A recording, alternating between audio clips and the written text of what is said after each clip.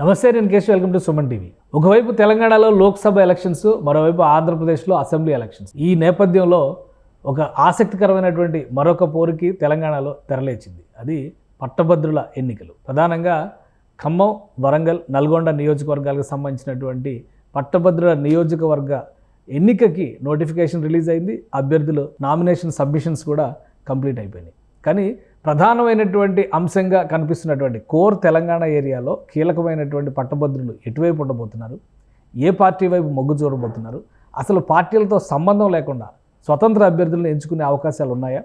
ఈ నేపథ్యంలోనే ఆ నియోజకవర్గంలో భారీ సంఖ్యలో నామినేషన్లు కూడా దాఖలైనాయి. 63 మంది నామినేషన్లు దాఖలు చేశారు. అందులో 11 మంది ఉపసంహరించుకున్నారు. 52 మంది ఫైనల్గా పోరులో నిలబడ్డారు. ఈ పోటీలో నిలిచినటువంటి ఒక అభ్యర్థి చంద్రక్రాంతి కుమార్ మనతో ఉన్నారు. ఆయన ఏం సాధించాలనుకుంటున్నారు, ఏ భరోసాతో ఓట్లు అడగబోతున్నారు, ఈ అంశాలను విశ్లేషించేటువంటి ప్రయత్నం చేద్దాం. క్రాంతి కుమార్ గారు నమస్కారం. నమస్కారం సార్.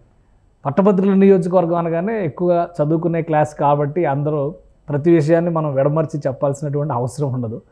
కాబట్టి రాజకీయాలు, అవసరాలు, ప్రజల అవసరాలు, ఈ రెండింటినీ బేరీజ్ వేసి చూసినప్పుడు ముఖ్యంగా ఖమ్మం, వరంగల్, నల్గొండ నియోజకవర్గంలో ఉన్నటువంటి ఓటర్లు, పట్టభద్ర ఓటర్లు చాలా చైతన్యవంతులు అనేటువంటి అభిప్రాయం ఉంది. సో ఇంతమంది ఎందుకు ఇండిపెండెంట్గా బరిలో నిలుస్తున్నారు? ప్రధాన పార్టీలతో సంబంధం లేకుండా మేము ప్రజల్లోకి వెళ్ళగలం అనేటువంటి భరోసా మీకు ఎక్కడి నుంచి వచ్చింది? అదే సార్, నాకైతే ముఖ్యంగా నేను ఎందుకు ఈ పట్టభద్రుల ఎమ్మెల్సీ ఈ ఉప ఎన్నిక అనేది మన పల్ల రాజేశ్వర రెడ్డి గారు రిజైన్ చేయడం వల్ల వచ్చింది. అంటే ముఖ్యంగా ఇంతమంది ఇన్నిసార్లు గెలిచినా కూడా ఎవరు పట్టభద్రుల యొక్క అంటే నిరుద్యోగుల యొక్క సమస్యలను 100% గవర్నమెంట్కి ఎవరు ఇంతవరకు వాళ్ళ నుంచి కొట్లాడలే. ఎందుకంటే ఇప్పటివరకు ఉన్న ప్రతి కేసీఆర్ గారి నుంచి అంతకంటే 50 ఏళ్ళ కాంగ్రెస్ తీసుకున్నా కూడా మేము ఇంటికి ఒక ఉద్యోగం ఇస్తానని కేసీఆర్ చెప్పినని కొంతమంది అన్నారు. ఆ తర్వాత వచ్చిన ప్రభుత్వాలు కూడా మేము తప్పకుండా మెగా డిఎస్సీలు వేస్తాము, తర్వాత ఉద్యోగాలు వేస్తామని, ఇవన్నీ నాకు తెలిసి అయితే నాకున్న అనుభవంతో చెప్తున్నా ఇవన్నీ అబద్ధాలు. ఎందుకంటే ఎవరు ఇంటికి ఒక ఉద్యోగం అయితే ఎవరు ఇవ్వలేదు. ఉన్న 4 కోట్ల మందిలో 1 కోటి ఉద్యోగాలు అంటే 4 కోట్లంట 1 కోటి కుటుంబాలు వేసుకున్నా కూడా ఎవరికైతే వాళ్ళకైతే ఇంటికో ఉద్యోగం అయితే ఇవ్వలేదు. ముఖ్యంగా అంటే నార్మల్గా ప్రతి ఒక్క ప్రభుత్వం ఆలోచించాల్సింది ఏంటంటే ఒక జాబ్ క్యాలెండర్ అనేది ఒకటి రిలీజ్ చేయాలని చెప్పి నేను మొన్న నల్గొండకు కూడా వెళ్ళిన. నల్గొండకి వెళ్తే కూడా అక్కడ ఉన్న విద్యావంతులతో మాట్లాడిన, లైబ్రరీకి వెళ్ళిన. వాళ్ళు కూడా చాలామంది గ్రూప్ 1, గ్రూప్ 2, డిఎస్సికి ఇట్లా ప్రిపేర్ అవుతున్నారు. వీళ్ళందరూ చెప్పేది ఒకటే, సార్ మాకు ఈ ఉచితాలు వద్దు, ఇవేం వద్దు, ఎవరైతే మాకు ఈ ఉద్యోగాలు ఇస్తాము అని మేము ఉద్యోగ నోటిఫికేషన్లు ఇస్తామని చెప్పడం అయితే. ఎందుకంటే వీళ్ళు చెప్తున్నారు ఎప్పుడంటే ఎప్పుడో లాస్ట్కు ఎలక్షన్కి ఒక 1 మంత్ ముందు, 2 మంత్ ముందు ఎలక్షన్కు వాళ్ళు నోటిఫికేషన్ ఇస్తే ఈ 5 సంవత్సరాలు చదువుకున్న వాళ్ళకు చాలా ప్రాబ్లమ్స్ ఉంటుంటాయి. దాంతోపాటు ఇంతకుముందు అయితే మన కాంపిటీషన్ కూడా చాలా తక్కువ ఉండేది. ఇప్పుడైతే ఒక్కొక్క పోస్టు కూడా దరిదాపు ఒక 1000 మంది, 2000 మంది కాంపిటీషన్ అవుతున్నారు. దరిదాపు ఒక గ్రూప్ 1, గ్రూప్ 2 కాకే ఒక 3 లక్షల నుంచి 4 లక్షల మంది అభ్యర్థులు అప్లై చేసినారు. డిఎస్సికి అయితే దరిదాపు ఒక 5 లక్షల 6 లక్షల మంది అభ్యర్థులు తెస్తారు. దాంట్లో ఉన్న పోస్టులు ఎన్ని? 5000 పోస్టులు ఉంటాయి, 6000 పోస్టులు ఉంటాయి. మెగా డిఎస్సి అంటే కూడా 20,000 పోస్టులు ఉంటాయి. మరి మిగతా వాళ్ళందరూ ఎక్కడికి పోవాలి? అంటే ఇన్ని రోజుల కాడ నుంచి ఈ అభ్యర్థులందరూ హైదరాబాద్ కానీ లోకల్లో ఉన్న వాళ్ళ కోచింగ్ సెంటర్లకు కానీ పోని ఒక నెలకు ఒక హాస్టల్ ఉండాలంటే 5,000 కావాలి.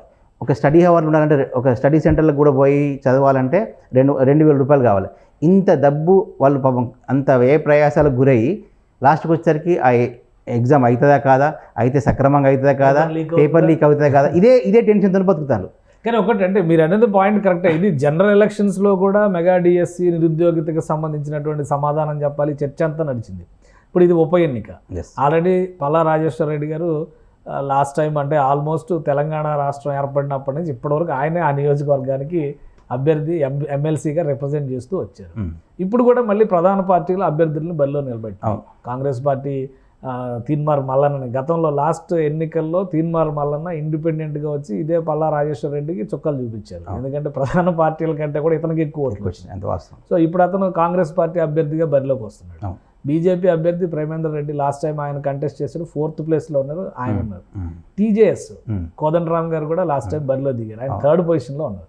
సో ఈసారి టీజేఎస్ పెట్టకుండా కాంగ్రెస్ అంతా ఒకటిగా ఉన్నారు కాబట్టి కాంగ్రెస్, బీజేపీ, బీఆర్ఎస్ రాకేష్ రెడ్డికి టికెట్ కేటాయించింది రాజేశ్వర రెడ్డి గారి సిఫార్సుతో.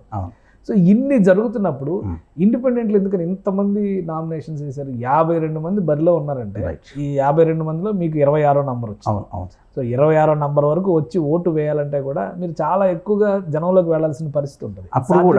అప్పుడు కూడా తీర్మార్మలన్న కూడా ఫస్ట్ 4-5 నెంబర్లు అయితే లేదు, ఆయన కూడా ఎక్కడో కిందికే ఉన్నాడు. అంటే నేనేమంటానంటే ఇంతమంది ఎందుకు నిలబడాలి అంటే, ఇప్పుడు సపోజ్ నేను నాకున్న అనుభవంతో చెప్తున్నాను కదా, నేను మొత్తం ఊర్లో పుట్టిన, ఊర్లో పెరిగిన కాబట్టి నాకు ఊరు సమస్యలు మొత్తం తెలుసు. అంటే ఊర్లో ఉన్న నిరుద్యోగులు నిజంగానే ఇప్పుడు ఒక ఊర్లో కారోబార్ అనే ఒక వ్యవస్థ ఉంది. ఆ కారోబార్ వ్యవస్థ కూడా నా చిన్నప్పటి నుంచి కూడా చూస్తున్నా, వాళ్ళకు 5,000 నుంచి ఇప్పుడు 9,500 వస్తున్నాయి.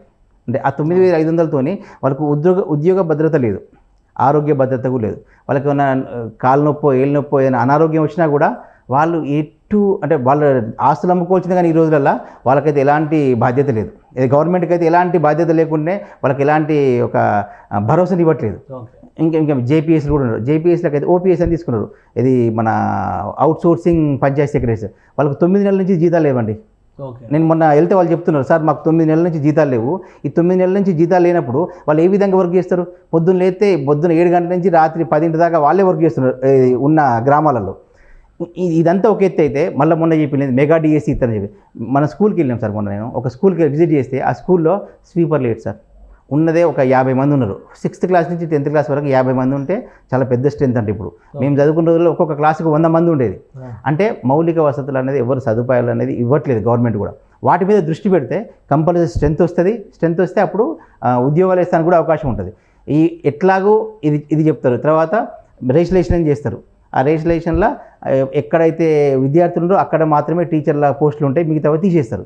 ఇవన్నీ కొలికొచ్చేసరికి ఎలక్షన్ వస్తుంటాయి. అంటే అప్పుడు మళ్ళీ ఎలక్షన్ కూడా ఇదే అంశాలని ప్రధాన పార్టీలకు సంబంధించినటువంటి అభ్యర్థులు డీల్ చేయకుండా ఒక ఇండిపెండెంట్ అభ్యర్థిగా మీరు ఎలా హ్యాండిల్ చేయగలరు? ఎవరండి ఇప్పుడు ప్రేమేందర్ రెడ్డి సార్ తీసుకోండి. నాకు తెలిసి నా చిన్నప్పటి నుంచి ఆయన పోటీ ఎమ్మెల్యేగా చేస్తాడు, ప్రతిదానికి చేస్తూనే ఉంటాడు. ఎప్పుడు గెలిచిన ప్రత్యక్ష ఎన్నికల్లో ఎప్పుడు గెలిచిన దాఖలాలు లేవు. మీరు గెలిచారా? నేను ఎంపీటీసీ గెలిచిన, నేను మళ్ళీ నాన్ లోకల్ పోయి గెలిచిన. ఎందుకంటే అక్కడ సమస్యలు మనకు తెలుసు, అక్కడ సమస్యలు తెలుసు కాబట్టి అక్కడ అవగతం చేసుకొని అక్కడ వాటిని వాళ్ళతో డిస్కస్ చేసి వాళ్ళే నన్ను భారీ మెజార్టీతో గెలిపించిండు. తీర్మార్మలన్న కూడా 4 సార్లు వేసిండు. ఇది ఎమ్మెల్యేగా ఎమ్మెల్సీగా అన్నిటికీ వేసిండు. ఆయన కూడా ఎప్పుడు గెలవలేదు. రాకేష్ రెడ్డి గారు మొన్నటిదాకా బీజేపీలో ఉండే, ఇప్పుడు మొన్న కొత్తగా బీఆర్ఎస్లోకి వచ్చిండు. ఆయన మరి ఇప్పుడు ఇంట్లో ఉంటాడా మళ్ళీ, లేకపోతే మళ్ళీ గెలిచిన అనేది ముచ్చట్లేదు. ఎందుకంటే ఆయన గెలవడు, ఎందుకంటే ఆయన పేరు కూడా ఎవరిని తెలియదు. అంటే బీఆర్ఎస్ పార్టీలో ఎవరు ఒప్పుకుంటలేరు ఆయన. దాని గురించి కూడా బాగా చర్చ జరుగుతుంది. అవునవును, అందులో కొంతమంది ఆల్మోస్ట్ కేటీఆర్ గారు పెడితే కూడా, సార్ మేము గిన్ని రోజుల కాంచి పార్టీని పట్టుకున్నాం సార్, ఇప్పుడు ఓడిపోయినా మేము పార్టీని పట్టుకునే ఉన్నాం, మాకు ఇవ్వకుండా కొత్తగా వచ్చినానికి ఇస్తే మేము ఎట్లా సపోర్ట్ చేస్తాం చెప్పు. ఇది నా మాట కాదు, ఉన్న ప్రతి ఒక్కరు కూడా. తర్వాత మా ట్రస్మా వాళ్ళు ఉన్నారు, ట్రస్మా వాళ్ళకి కూడా చాలా ఇబ్బందులు ఉన్నాయి. మీరు పార్టీల పరంగా మీరు పనిచేశారా? పార్టీ బీఆర్ఎస్ పార్టీ రాలేదు కాబట్టి ఇండిపెండెంట్ అయ్యారు. అంత వాస్తవమే కదా. నేను ఇంత కష్టపడ్డా, నాకు ఇవ్వకుంటే నిన్న కాక మొన్న వచ్చి గోడ దూరికి వచ్చిన పిల్లికి ఇస్తానంటే మేము ఎట్లా ఊకుంటాం? ఊకలేం కదా. మీకు ఎవరు సమర్థన ఉందా, మద్దతు ఉందా మీ నాయకుల్లో? నేను అక్కడ సార్, నేను నా ట్రస్మా నుంచి నేను సుందరరాజ్ సార్ని అందరు పెద్దలు అందరిని కలిసిన.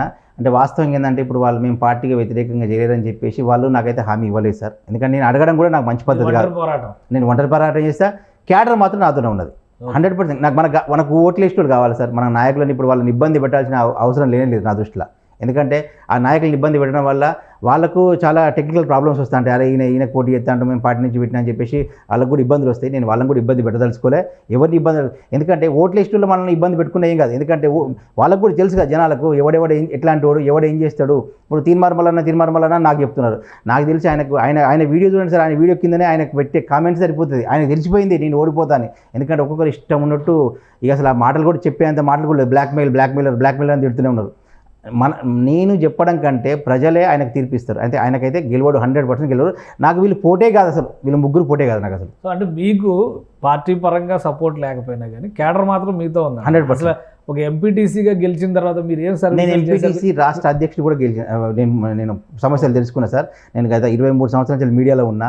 నాకు ఒక ఎడ్యుకేషన్ ఇన్స్టిట్యూషన్లో కూడా నాది ఉంది కాబట్టి అక్కడ ఉన్న ప్రాబ్లమ్స్ కూడా మేము ట్రస్మాలో ఉన్నాం కాబట్టి, ట్రస్మా మెంబర్ కాబట్టి నాకు అన్ని విషయాల మీద అవగాహన ఉంది. నేను ఊళ్ళలో పుట్టినా కాబట్టి ఊళ్ళలోకి ఏమేమి సమస్యలు ఉంటాయి 100% మాకు తెలుసు. సో ఆ యొక్క అంటే ఈ మా పట్టభద్రుల యొక్క ఓట్లు నాకు ఉన్నాయన్న నమ్మకంతోనే నేను మిగతా అభ్యర్థులు కూడా ఎవరి ప్లస్ పాయింట్స్ వాళ్ళు చెప్పుకుంటూ ఉంటారు. వాళ్ళకి పార్టీల పరంగా ఉండే ప్లస్ పాయింట్స్ ఉండదు, ఇండిపెండెంట్లు కూడా ఆ ధైర్యం ధీమా ఉంటేనే కదా ఎలక్షన్స్ లో నిలవాలి, బరిలో నిలవాలి అనేటువంటి ప్రయత్నం చేసి ఉంటారు. సో అలాంటి అభ్యర్థులు అందరికంటే మీకు ఒక ప్లస్ పాయింట్ అంటే మీరు ఇప్పుడు చెప్పినట్టుగా ప్రత్యక్ష ఎన్నికల్లో కూడా మీరు గెలిచి వచ్చిన అనుభవం 100%. అది కాకుండా అదనపు అర్హత ఏంటి? ఎందుకంటే ఇక్కడ ఎలక్ట్రల్స్ ఎలాగో కూడా మామూలుగా ఇంటింటికి వెళ్ళి క్యాంపెయిన్ చేయడానికి అవకాశం ఉండదు. సో ఎక్కడికక్కడ గ్రాడ్యుయేట్స్ ఎవరున్నారో ఇన్స్టిట్యూషన్స్ వైజ్ గా మీరు పట్టుకోవాల్సి ఉంటుంది. సో మీ ప్లానింగ్ ఏంటి? నా ప్లానింగ్ సార్ ముఖ్యంగా టీచర్స్ కూడా ఉన్నారు సార్.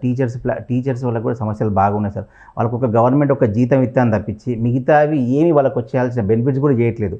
నిరుద్యోగులకు కూడా ప్రతి గవర్నమెంట్ కూడా ఏం చెప్తుందంటే మేము ఉద్యోగాలు ఇస్తాం, మీకు అన్ని ఉద్యోగాలు ఇస్తాం. ఇంకొక ఆయన చెప్తాడు నేను మా ఇన్స్టిట్యూట్లో నేను ఫ్రీగా పిల్లలకు బోధన చేస్తాను ఆయన ఇవన్నీ ఎవరైతే ఫ్రీ అంటారో పాపం జనాలు ఎట్లా అంటే వీళ్ళకు ఆశతోని వాళ్ళకి వేస్తారు కానీ చదువుకున్నవారు సరే. అందుకే ఇది ఏమంటే ఇప్పుడు నేను గెలిచినంత మాత్రాన రేవంత్ రెడ్డి ప్రభుత్వం అయితే కింద పడదు, అది మాత్రం గ్యారంటీ. ఆయన నేను ఇంతకుముందు కూడా చెప్పిన, నా ఇంతకుముందు ఇంటర్వ్యూలో కూడా ఏం చెప్పిన అంటే నాకు రేవంత్ రెడ్డి ఆదర్శం అని చెప్పిన. ఎందుకంటే ఆయన ఒక స్వతంత్ర జెడ్పీటీసీ అభ్యర్థి నుంచి ఈరోజు ముఖ్యమంత్రి స్థాయికి వచ్చిండు. నేను ఎందుకు రావద్దు సార్? నేను ఎంపీటీసీ చేసిన, నేను చదువుకున్నా, నాకు ఇంత అవగాహన ఉంది, నేను కూడా ఇన్ని రకాలు అంటే 23 సంవత్సరాల నుంచి మీడియాలో పనిచేస్తున్నా, నేను ఎందుకు కావద్దు? వీళ్ళకున్న అర్హతల కంటే నాకే ఎక్కువ అర్హత ఉంది. ఆ ధైర్యం నాకు చాలు.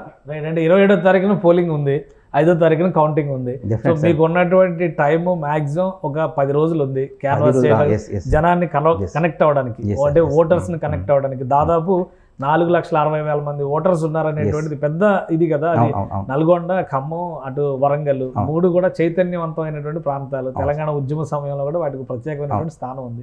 ఎలా కనెక్ట్ అవుతారు మీరు వీళ్ళందరితో? ఇంతకుముందు కూడా చెప్తున్నా కదా సార్. ఎందుకంటే ఇప్పుడు ఒక కాన్స్టిట్యున్సీ అంటేనో ఆ కాన్స్టిట్యున్సీ ప్రజలను మనం ఒక 10-15 రోజులైనా కలవచ్చు. ఇక్కడ 34 కాన్స్టిట్యున్సీలు, 12 జిల్లాలు, 600 బూతులు, వీళ్ళందరినీ కలవాలంటే ఎవరికైతే హ్యాండ్ అంటే మనం ఫిజికల్గా మనం కలిసేంత టైం లేదు, 2-3 నెలలు ఉన్నా కూడా కలవలేకపోతాం కావచ్చు సార్. మాకున్న ఇప్పుడున్న మనకు అదృష్టం ఏంటంటే సోషల్ మీడియా ఉంది. సోషల్ మీడియాలో మనం గెలిస్తే ఏం చేస్తామని చెప్పి క్యాంపెయిన్లు కూడా చేస్తున్నారు. సో అదే మనం సోషల్ మీడియాని నమ్ముకొని ఇప్పుడు మనం చేయడం జరుగుతుంది సార్. ఇంకొకటి కూడా ఏంటంటే ప్రతి ఒక్క టీచర్ కూడా నేను పెట్టిన స్టాటస్లకు కానీ నేను తెచ్చిన వీడియోలకు కానీ ప్రతి ఒక్కరు ఫోన్ చేసి, ఎందుకంటే టీచర్ కూడా చాలా సమస్యలు ఉన్నాయి. 317 జీవో సమస్యలు ఉన్నది. ఈ పోలీసు వాళ్ళ దానికి స్టేట్ లెవెల్ పోస్ట్ అది జీవో నెంబర్ 46 దాని మీద కూడా చాలా ప్రాబ్లమ్స్ ఉన్నాయి.